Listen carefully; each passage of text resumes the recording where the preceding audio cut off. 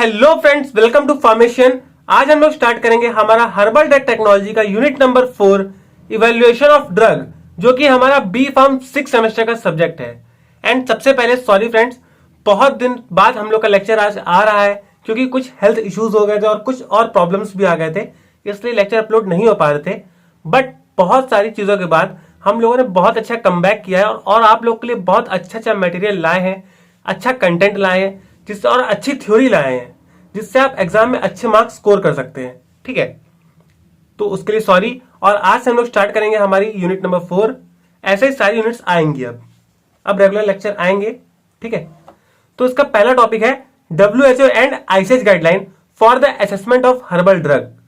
WHO हमारा होता है वर्ल्ड हेल्थ ऑर्गेनाइजेशन और ICH हमारी होती है इंटरनेशनल काउंसिल ऑफ हार्मोनाइजेशन। ठीक है, ये दो हमारी ऐसी संस्थाएं होती हैं जो गाइडलाइन देती हैं कि भाई हर्बल ड्रग हम लोग बना रहे हैं तो उसको बनाया तो है हम लोगों ने, पर उसको चेक कैसे करना है, उसको असेसमेंट करना है, उसका इवेल्युएशन हमें करना है, जानना भी है कि बनाया है तो सही बनाया है कि नहीं बनाया है। ठीक है, वही बोला है assessment, evaluation, standardisation of drug mean confirmation of its identity. जानना है कि वही है कि नहीं, आइडेंटिटी जाननी है हमें।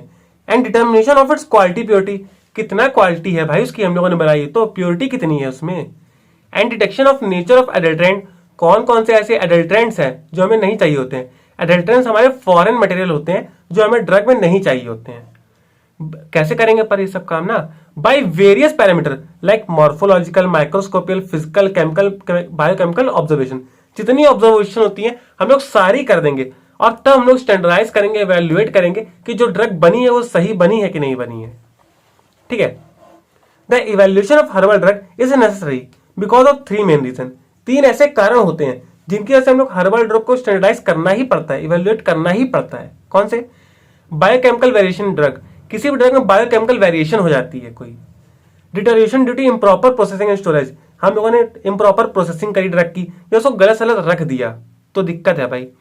अडल्ट्रेशन एंड सब्स्टिट्यूशन, किसी भी ड्रग में अडल्ट्रेशन आ गई या किसी ड्रग के साथ मिल गया, गलत तो हो जाएगा।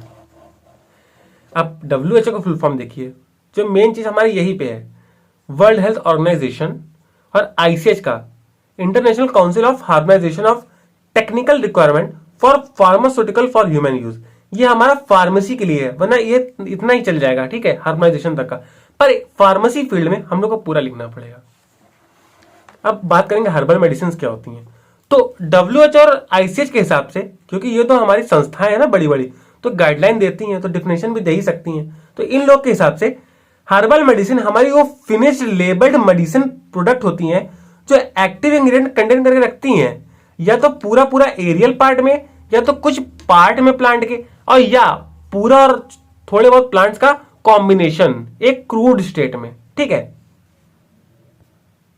देखिए WHO and ICH act as a bridge between regulatory authority and pharmaceutical industry.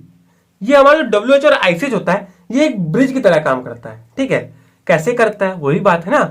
ये क्या करता है, कुछ गाइडलाइंस देता है। जैसे हमारी रेगुलेटरी बॉडी है PCI, कोई बड़ी अथॉरिटीज हैं, ठीक है, उन्होंने कुछ बोला ये करना है वो करना है, बड़े बड़े सब नेता लोग हैं। ठीक है, तो WHO ICH क्या करेगा, कुछ गाइडलाइंस देगा हमारी इंडस्ट्री को कि भाई PCI का रूल ऐसा है तो हमें ऐसा करना पड़ेगा। तो ICH ऐसा बोलेगा। WHO तो वर्ल्ड हेल्थ का होता है, पूरी वर्ल्ड को देखता है, पर PCI हमारा इंडिया को देखता है। ठीक है, दोनों एक दूसरे गाइडलाइन को फॉलो करते हैं। ये क्या करेगा, ब्रिज की तरह काम करेगा और बताएगा कि भाई हम कुछ टेक्निकल गाइडलाइन दे रहे हैं, आप उन पे काम करिए। ठीक है, अगर आप उन पे काम करेंगे तो आप इंश्योर करिए कि जो हमारा ड्रग है उसकी सेफ्टी अच्छी होनी चाहिए, एफिकेसी अच्छी होनी चाहिए, और ड्रग हमारी बेटर थेराप्यूटिक एक्टिविटी देनी होनी चाहिए। तब तो आपका ही फायदा, पेशेंट का ही फायदा। ठीक है, अब असेसमेंट करने की जरूरत क्या होती है, in order to assure the identity पता करने के लिए, क्वालिटी पता करने के लिए, प्योरिटी पता करने के लिए, सेफ्टी पता करने के लिए, और ड्रग मटेरियल की एफिकेसी पता करने के लिए कि वो ज्यादा से ज्यादा थेराप्यूटिक बेनिफिट दे। क्वालिटी असेसमेंट, क्वालिटी कंट्रोल और standardisation is required for herb and final herb product. जो क्वालिटी कंट्रोल होता है ड्रग का, वो जरूरी होता है हर्ब के लिए, और जो फाइनल प्रोडक्ट होते हैं उनके लिए भी। Guideline from WHO, ICH, Ayurvedic और हर्बल फार्माकोपिया। ठीक है, जो हमारी गाइडलाइंस होती हैं वो हमारी ICH से, WHO से, किसी भी आयुर्वेदिक या हर्बल फार्माकोपिया से, या किसी भी स्टैंडर्ड बुक से हम लोग ले लेते हैं कभी कभी। अब कौन कौन से पैरामीटर्स होते हैं असेसमेंट के? देखिए, organoleptic, botanical, physical, chemical, biological and morphological, ये हमारे कुछ 7 पैरामीटर्स हैं, और भी होते हैं पर मेनली यही है हमारे पैरामीटर्स। इसको हम बताते हैं एक चार्ट के थ्रू कि इसके अंदर भी क्या क्या होता है। तो सबसे पहले हमारा आएगा बोटेनिकल पैरामीटर। इसमें 2 टाइप से हम लोग देखते हैं, मैक्रोस्कोपिक और माइक्रोस्कोपिक। मैक्रोस्कोप में शेप कैसा है, स्टैंडर्ड मार्किंग कैसी बाहर से, और माइक्रोस्कोपिक में अंदर का देखना पड़ेगा ना, qualitative, quantitative, same study of powder studies. ठीक है। फिजिकल पैरामीटर हम लोग देखेंगे 5 होती है, moisture, extract, ash value and fluorescence, sorry 4 है। ठीक है। केमिकल पैरामीटर में हम लोग क्या करेंगे, हम लोग क्वालिटेटिव क्वांटिटेटिव स्टडी करेंगे with the help of HPLC, HPTLC and gas liquid chromatography, GLC। Chromatography कर लेंगे, रेडियो एक्टिविटी कर लेंगे, कंटामिनेशन हम लोग देख लेंगे। HPTLC फिंगरप्रिंटिंग कर लेंगे, सेकेंडरी मेटाबोलाइट पता लगाएंगे, DNA फिंगरप्रिंटिंग कर लेंगे। ये अभी आपको सिर्फ बता रहे हैं कि ये ऐसा होता है, ये ऐसा होता है। ये एक चार्ट है, आपको याद रखने काम आएगा। बाकी हम लोग नेक्स्ट वीडियो में इसको डिटेल से पढ़ेंगे सारा सब कुछ। अब बायोलॉजिकल पैरामीटर में 3 टाइप से, pharmacological, microbial, contamination, toxicological. Pharmacological में विटरनेस वैल्यू देखते हैं, ह्यूमैटिक एक्टिविटी देखते हैं, फोमी इंडेक्स, स्टर्लिंग इंडेक्स देखते हैं। माइक्रोबियल कंटामिनेशन में टोटल वायबल काउंट, पैथोजन का देखते हैं, एफ्लोटॉक्सिन्स देखते हैं। और टॉक्सिकोलॉजी में हम लोग पेस्टिसाइड देखते हैं और हैवी मेटल्स कौन कौन से पड़े टॉक्सिक हो सकते हैं वो देखते हैं। ऑर्गेनोलेप्टिक पैरामीटर्स में हम लोग क्या करते हैं, कलर, टेस्ट, अडर, फ्रैक्चर, टेक्सचर देखते हैं, मतलब वो चीज जो हमारी सेंस ऑर्गन से हम पता लग जाए। और मॉर्फोलॉजिकल में हम लोग साइज और शेप देखते हैं। तो आज के लिए इतना ही रखते हैं। अब नेक्स्ट लेक्चर में हम लोग इन सब बातों को डिटेल से पढ़ेंगे और जानेंगे सब में होता क्या है।